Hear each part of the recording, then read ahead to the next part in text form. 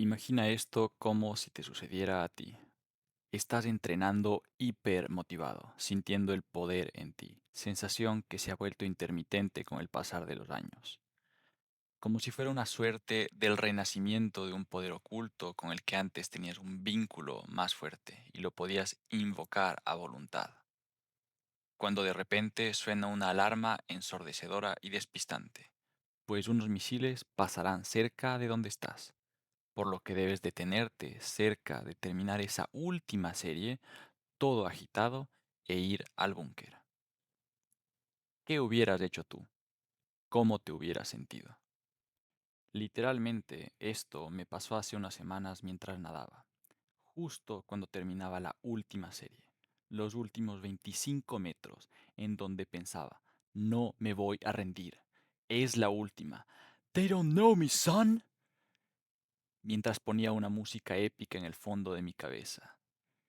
Sonó la alarma de bombas, salí rápido y corrí al búnker. Más allá de un susto, me sentí impotente de no poder haber logrado lo que me propuse, que era bajar ese maldito tiempo de los últimos 100 metros. Iba tan bien y tuvo que pasar eso. Sé que suena egoísta o que minimizo el hecho de los que viven en una guerra, pero no es así. Soy consciente de lo que es, pues he vivido la incertidumbre de lo que podría pasar en un conflicto armado, visto misiles explotar en el cielo a kilómetros en el aire y sentido la onda expansiva de una explosión. Pero en mi caso, al menos esta vez, fue diferente. No sentía tanto miedo ni desolación, ni desesperanza. Sentí simplemente que la humanidad no sabe parar. Incluso en una pelea no sabemos parar. Por lo que la única salida para detener a nuestro contrincante sería asegurar que no vuelva a atacar, casi como aluden las frases. A enemigo que huye, puente de plata. A enemigo que se queda, ni agua. No dejes brasas encendidas, o el incendio volverá. O la clemencia con el enemigo es crueldad con uno mismo. Esta última de cortes maquiavélicos. Tú, yo, todos, en un conflicto, cuando se bloquea nuestra lógica o incluso con remanentes de la misma, hay el impulso de desquitar un poco más de lo que el otro nos hizo, por lo que el conflicto sigue subiendo de tono. ¿Existe un conflicto inicial? Esa fue la pregunta a la que llegué al pensar en esto. ¿Acaso hubo algún conflicto o intento de aventajarse de alguna persona sobre otra que haya dado origen a esta cascada o necesidad de combatir con el fin de conseguir más de lo quitado con anterioridad? Incluso lo podría poner así. ¿Hubo algún conflicto entre organismos primigenios que haya dado paso a que peleen por obtener más de lo que perdieron? Y me enfoco netamente en recursos, porque en resumidas cuentas, toda pelea entre organismos es por recursos, espacio, nutrientes, luz, etc.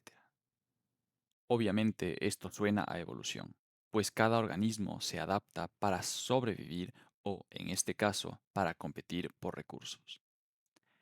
Pero quitando de la ecuación la evolución, la cadena alimenticia y la selección adaptativa, ¿qué fue eso que hizo a algún ser viviente que provocó la suficiente furia en el otro como para devengar su pérdida con intereses? Esto me lleva a otro punto. ¿Acaso los seres vivos vemos todo con potencial de retorno con interés?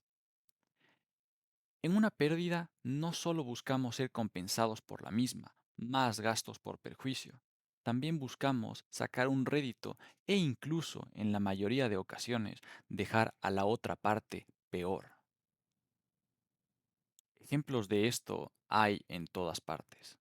Fíjense bien en un juicio, asumiendo un mundo ideal en el que la persona afectada gana. Esta persona busca ser compensada por su pérdida, más gastos en su defensa y, Alguito más que no necesariamente se traduce a un daño psicológico, estrés o tiempo invertido. Todos, creo, hemos tenido una peleíta con compañeros o amigos y, si tenemos la oportunidad de dejarlo peor de lo que nos hicieron sentir o nos dejaron, lo haríamos. No solo por revancha, no solo por acabarlo y que no vuelva a atacar, sino por alimentar nuestra necesidad de quedar menos peor que el otro. Bajo este escenario hay varios ejemplos. Ya sea que nos haya lastimado físicamente tras un golpe accidental o a propósito, en cuyo caso buscamos dejarlo algo más herido. Por otro lado, emocionalmente, tras la clásica rotura de corazón, engaño o terminación de una relación en malos términos, queremos hacerlo sentir remordimiento y hacerle sentir lo mismo por lo que pasamos. Y por último, socialmente, tras una difamación o mentiras a nuestras espaldas, no solo buscamos que la verdad salga a la luz, sino que el otro sea visto como un mentiroso, que los demás lo sepan, que se corra la voz y que, de ser posible, sufra rechazo social, o incluso que sea él quien viva detrás del rumor. Incluso en la naturaleza es bastante común que una bacteria cualquiera sea sobrepasada por una más fuerte, y que no solo tome el espacio de la otra, sino que la devore y abarque más aún espacio. Asimismo, con las plantas parásitas que se toman un tronco sano, no solo usan sus recursos, sino que devoran al árbol y luego se reproducen abarcando más espacio y matando más árboles. También hay plantas que crecen tanto como para opacar a otras, dejarlas sin luz y tras su muerte tomar ese espacio.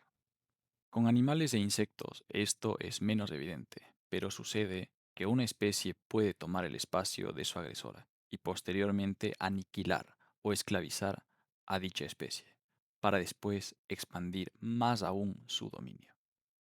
Y sé que me estoy centrando en el lado negativo de estos ejemplos, y hay casos agradablemente favorables en los que los organismos viven en sinergia, en relación simbiótica o pacífica. Pero incluso en esos casos es común que uno de los dos intente, generalmente sin éxito, aventajar al otro, pero depende tanto de éste que lo debe dejar vivir, o es controlado por éste a tiempo.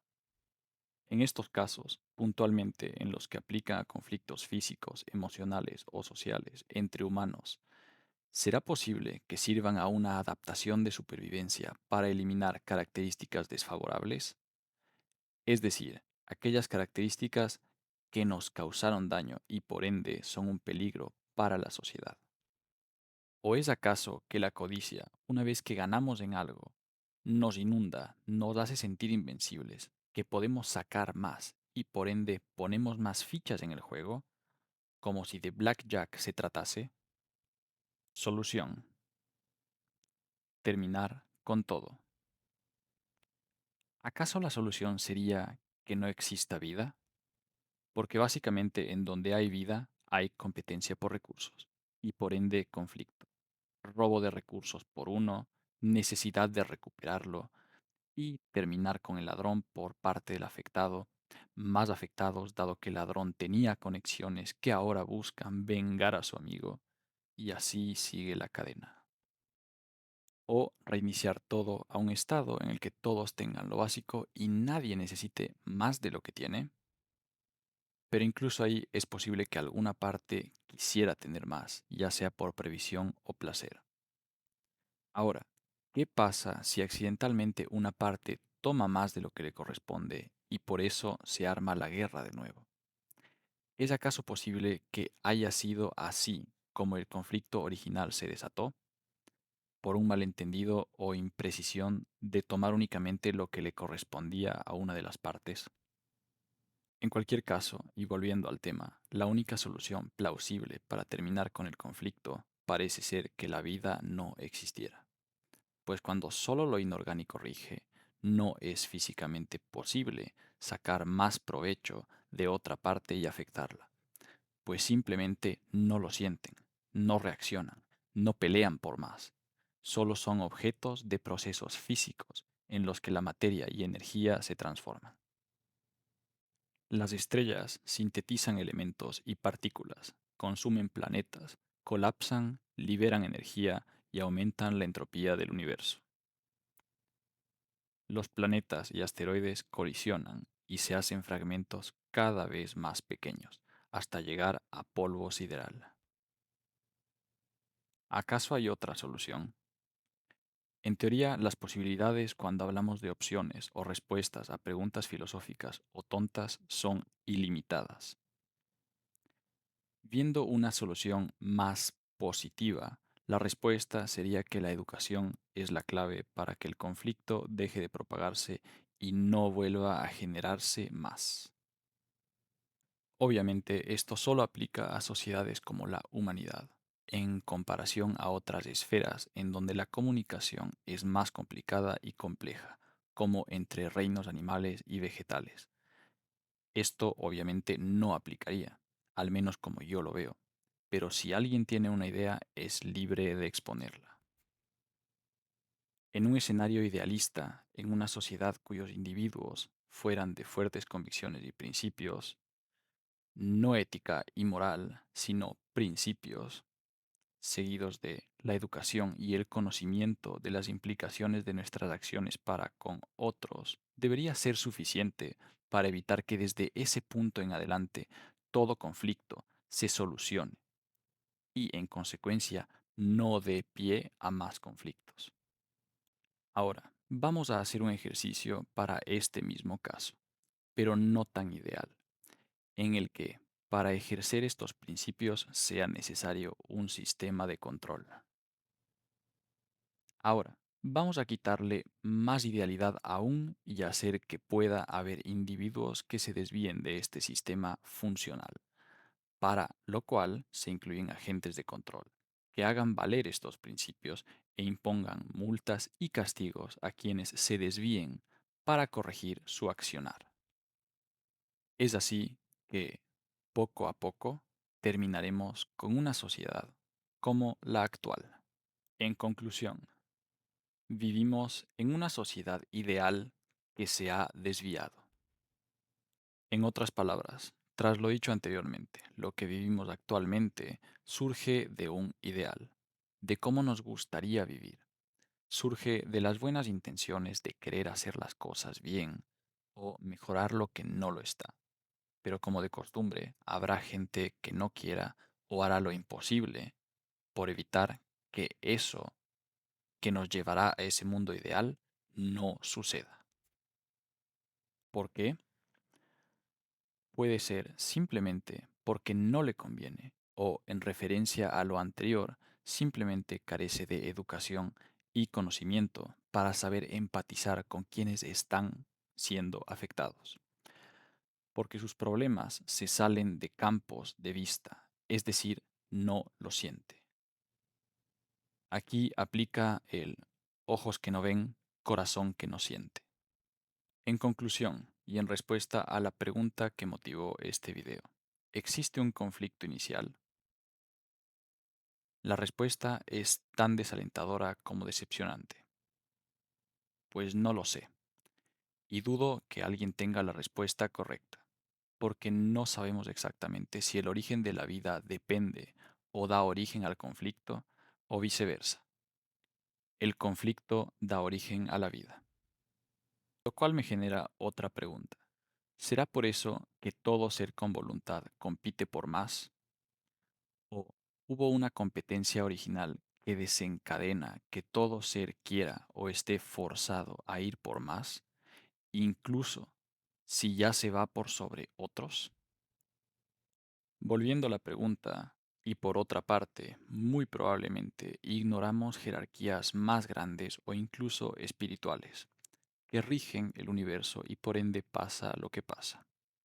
Lo que sí sé puede ser resumido en dos frases. Para que el mal gane, solo basta que nadie haga nada. Y el camino al infierno está empedrado de buenas intenciones. Porque, repito, casi toda moción surge de una buena intención. pero en el camino se corrompe y las personas degeneran, por lo que termina cayendo en el mismo pozo del que quisieron salir. Y tal vez alguna vez estuvieron fuera de él, porque cuando miras al abismo, éste también ve dentro de ti. Con esto no busco desanimar a nadie ni imponer el pensamiento u obligación a la introspección, pues me gusta la idea y posibilidad de hacer, decir y creer lo que queramos. Busco airear mis pensamientos en algo que me entretiene, y si es posible, empujar a que los buenos no dejen de hacer y eventualmente uno, al menos uno, no pierda el camino. Espero que les haya gustado el video, que se hayan instruido, pensado y reído un poco, que siempre es importante y viene bien. Cualquier cosa, pónganla en los comentarios, intentaré responderlos. Un abrazo y hasta la próxima.